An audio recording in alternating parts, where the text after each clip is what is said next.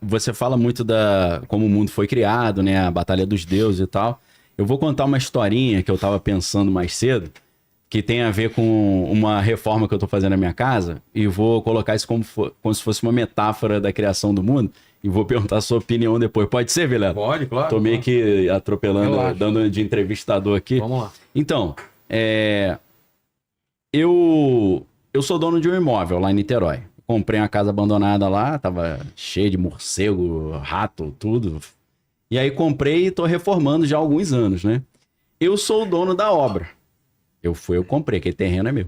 Aí eu contratei um arquiteto, que na verdade são dois arquitetos. Eu vou falar um arquiteto para ficar mais parecido com o que a maçonaria fala do grande arquiteto do universo.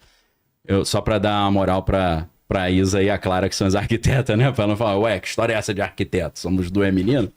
Então vamos supor, contratei um arquiteto. Montei um projeto. Apresentei esse projeto pro meu amigo Rossini, que é o empreiteiro. E o Rossini, contratado, trabalhando junto com as arquitetas, colocou um encarregado da obra e contratou os peões de obra. E a obra tá rolando. Eu sou o dono da obra. Aí tem o arquiteto, e tem o empreiteiro, e tem o encarregado, e tem os peões. Só quem manda na obra sou eu, foi eu que contratei. Aí vamos supor que, e isso é fato, a obra tá em Niterói, eu moro em São Paulo. Eu sempre vou lá e olho para ver se o que está sendo feito está de acordo com o projeto e com o que eu quero. Às vezes a gente chega, eu e minha esposa chegamos lá e falamos, isso aqui não era assim, tinha uma janela aqui, cadê? Ah, mas não tá no projeto. Eu falo, tá no projeto aqui, ó. Ih, rapaz, desculpa. Ok. Aí vamos supor que um dia eu chego lá na obra e tá tudo diferente. Aí eu falo, o que tá acontecendo? Não, a gente vai fazer do nosso jeito agora. Eu vou falar, não, então vou ter que demitir vocês. Aí começa o quê? Uma briga, uma lide, né? Uma confusão. Aí eles falam, não, mas a gente tomou posse do teu terreno. A gente pegou um uso capião, que você ficou muito tempo longe, e agora essa propriedade é nossa. Eu falei, não, vou chamar meus advogados, vocês estão demitidos. Aí eles saem dessa obra dizendo que eu sou o líder usurpador que cada hora fala uma coisa, que tinha um projeto, e eles seguiram o projeto, mas eu inventei mudança no projeto, e eles começam uma campanha de difamação contra mim, dizendo que eu sou um patrão horroroso, esquizofrênico, que cada hora eu quero uma coisa e não sigo o projeto original. Eu imagino que o criador, independente do nome que for, prefiro nem usar Yahvé, porque na Bíblia, quando Moisés fala, qual que é o seu nome? Ele fala Erie, Asher, Erie, né? Eu sou o que eu sou. Tem relação com a palavra hebraica Yahweh, né? Que é o Yahvé, mas pode não ter. Então, esse ser criador, para mim, a confusão que aconteceu foi essa. Ele contratou um arquiteto, o arquiteto botou um empreiteiro, botou um encarregado, botou um monte de peão, e eles começaram... Você fala muito que eles encontraram um defeito na obra, né? Então, eles não, na minha leitura, eles não apenas encontraram um defeito na obra, mas eles encontraram, além do defeito, uma oportunidade de fazer um uso capião naquela obra e ficar com a obra para eles. E isso só colaria para a plateia, né, para a mídia. E vão falar, Daniel é uma pessoa pública. A gente vai precisar difamar o Daniel, porque ele tem mais de 1 milhão de seguidores, ele vai nos difamar, vamos difamá-lo antes. E aí eu me encontro nessa situação. Falo, caramba, esses caras estão conspirando para assumir o controle da minha obra, fizeram o uso capião, arrumaram advogado, estão dizendo que a obra é deles, e estão criando uma difamação, um assassinato de reputação. Eu creio que a realidade do mundo criado é semelhante a isso. O criador, ele fez a obra, colocou um engenheiro, um empreiteiro e tal, independente de qual o nome dessas figuras, não vou usar Lúcifer, nem Satanás, nem Samael, nem nada disso. Eu creio que aconteceu isso independente de quem é quem e qual é o nome de quem. Uhum. E virou uma confusão. Cada um querendo assumir a obra. Essa obra. E aí os moradores do condomínio, uma parte fala assim, Daniel tá certo. Outra parte fala, não, os arquitetos estão certos. Porque Daniel não pagou, eles tiveram que botar dinheiro do próprio bolso. Então eles assumiram a obra para eles como pagamento pelos honorários que Daniel não pagou. Aí ficou a confusão do caramba. É igual briga de marido e mulher. Sim. Que assim, a gente discute com a esposa. Você tem uma interpretação, a esposa tem outra, e a vizinha tem outra, o teu amigo tem uma, amigo, não é assim? E aí começa uma única história, ter várias versões que são altamente contraditórias. Eu creio que algo dessa natureza aconteceu. Que teve o criador e designou ali um arquiteto, um empreiteiro, né, um encarregado, e eles quiseram usurpar essa obra e levar o crédito. independente de Yahvé, Bíblia, Jesus ou não, você acha que faz sentido essa leitura, na sua opinião? Ela é uma excelente metáfora. Sim. Que bem representa a visão judaico-cristã daquilo que é explicado na Bíblia. De que, de fato, há um senhor, um senhorio, um dom. O próprio Jesus, menino, quando ficou esquecido em Jerusalém pelos pais, reza a fofoca espiritual que ele ficou 3 dias lá, Sim, escutando os doutores da lei. E isso aí está no Evangelho. O que é que não está no Evangelho? É que quando ele estava lá escutando um dos doutores da lei, lendo o livro da sabedoria de Salomão, sim, fala em Rockman. sim, a sabedoria. Aí pergunta, Que é a Sofia, ele disse, né? Na o que é Rockman? Aí o nosso amigo doutor da lei teria dito, é uma espécie de diretor executivo de Deus, que faz as obras junto com Deus, em nome de Deus, blá, blá, blá, blá, blá. direito dele. Que seja. Mas assim, Daniel, respeito, é uma visão bonita. Sim, sim. Claro, nós humanos precisamos organizar os pensamentos de novo para estruturar aquilo que a gente acredita e pensa ser o melhor para a gente. E isso aí não há discussão. Sim. Mas assim, sob a perspectiva de uma filosofia mais adulta, profunda e desagradável, você delega autoridade. Isso aí você pode delegar, mas a responsabilidade você não delega nem a pau. Se cair o prédio... A responsabilidade tá? Então, assim, em termos de nós definirmos um conceito de um Deus, ou de um Criador, ou do maioral na história, tá? Nós vivemos diante de uma obra que, se você observa a natureza como ela é, independente de narrativa bíblica, só olhar para a natureza, todas as espécies nascem. Primeiro, tudo que é vivo já nasce com o germe da sua própria morte. Todas as espécies animais nascem para comer umas às outras, inclusive algumas vegetais. Tá? Schopenhauer, ele define algo como sendo um diagnóstico que ele fez observando a vida, e ele diz que a dor da presa é sempre muito superior ao prazer do predador, como se uma resultante do hábito do cotidiano, já que todo mundo mata todo mundo, mas assim, quem morre dói mais do que quem mata em termos de... aquela ideia, pimenta no olho dos outros não dói. Pois é. Né? Então, assim, essa definição que Agostinho de Hipona deu no século IV, quando a turma dizia, Agostinho, afinal de contas, Deus é perfeito? Deus tem que ser perfeito. Onisciente, onipresente, maravilhoso, cheiroso, blá, blá, blá, charmoso. Agostinho, mas a vida é cheia de defeitos, então se conhece o fruto pela árvore, e ele diz, não, a vida não é cheia de defeitos, não, a vida é maravilhosa, e quem a partir de hoje disser que não é, vai para o inferno. Então, assim, a teologia católica meio que impôs você fazer vista grossa ao fato de que um ser amoroso, perfeito, não criaria uma vida onde a natureza já nasce doente. E indo para a ciência, a vida surgiu aqui na Terra, nosso planeta tem 4,6 bilhões de anos, há cerca de 3,8 bilhões de anos a primeira molécula viva surgiu aqui, ainda que ninguém saiba de onde veio, mas tem as 3 teorias científicas, panspermia balística, dirigida, geração automática, espontânea. Os cientistas não sabem explicar o como, mas todos concordam que essa molécula-mãe apareceu há 3,8 bilhões de anos.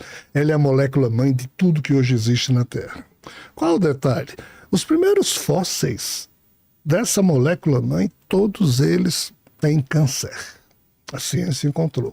O que implica dizer ou constatar que a vida que surgiu aqui na Terra já veio bichada, doente, o que só ratifica a visão de Schopenhauer e de outros.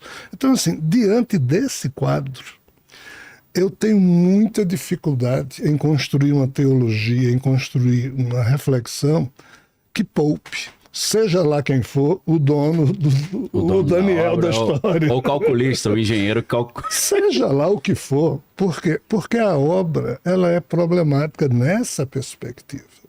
Factualmente, ela é problemática. E assim, Rogério, eu tenho um defeito Bem, eu tenho 337 defeitos que eu contei. Os que eu não contei ainda, estou tentando descobrir. Um deles é porque muito cedo na vida, eu fazendo pergunta aos irmãos maristas que me deram uma formação espetacular, excelente, até hoje eu guardo no meu coração, e também aos meus avós e minha mãe que me formaram. Meu pai morreu muito cedo, eu tinha 3 anos de idade, não pude conhecê-lo. Vim conhecer depois que alguém apertou um botão e essa coisa chamada mediunidade. Hoje eu pareço o bisavô dele, porque ele morreu, ele tinha 27 anos e eu tenho 66, um cara de 110. Então, assim, nessa perspectiva de fazer algumas perguntas e não ver respostas, né?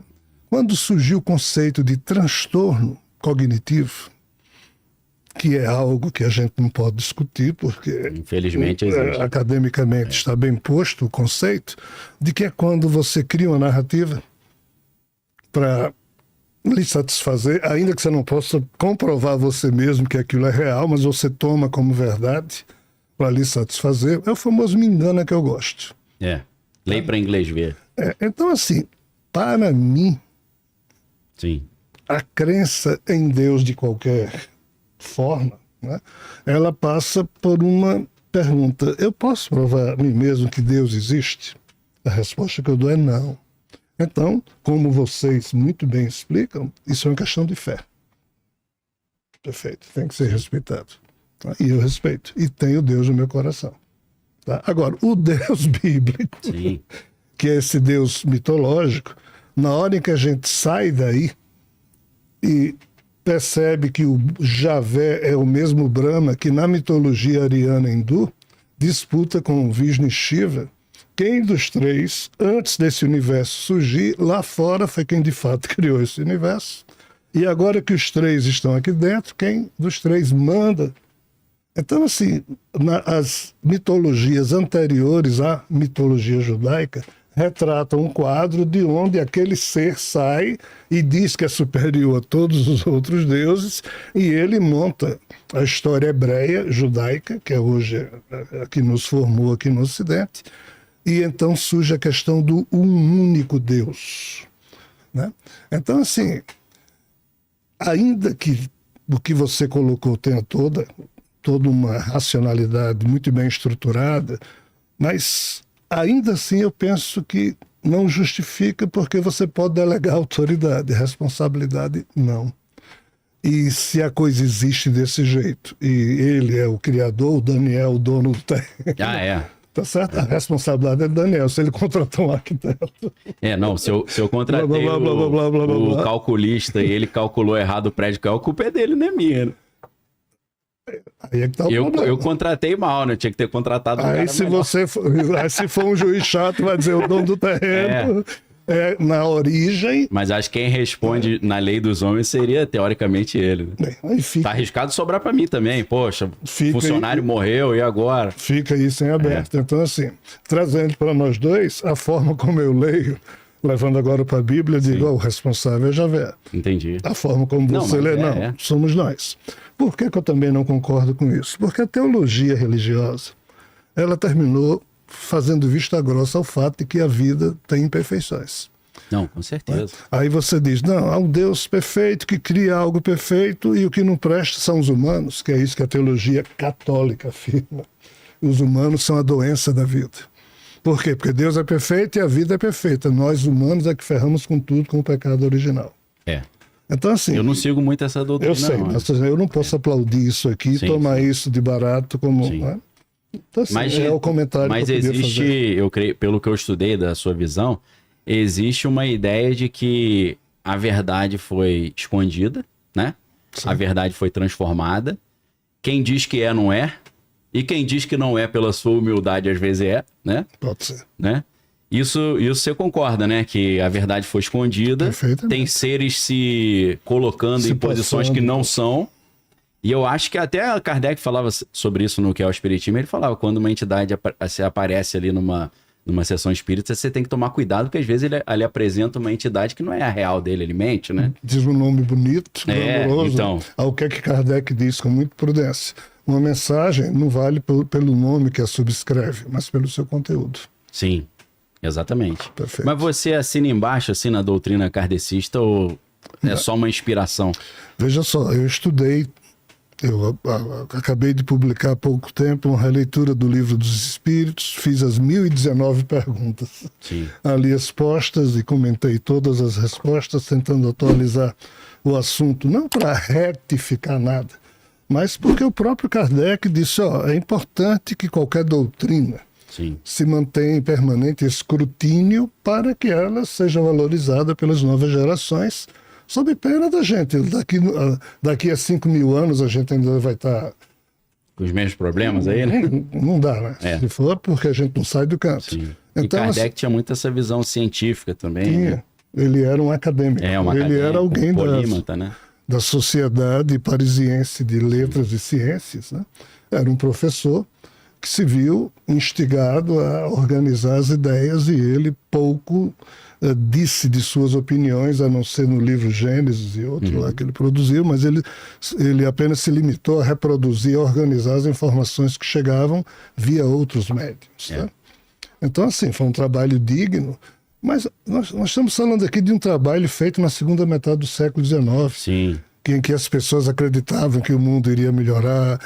Tinha uma visão positivista, né? Determinista. Então, assim, hoje nós estamos vivendo uma melhoramento época era inevitável, distópica. né? Hoje a gente está mais para a entropia da lei da termodinâmica do que... É um salve para Lucas que a gente está vivendo.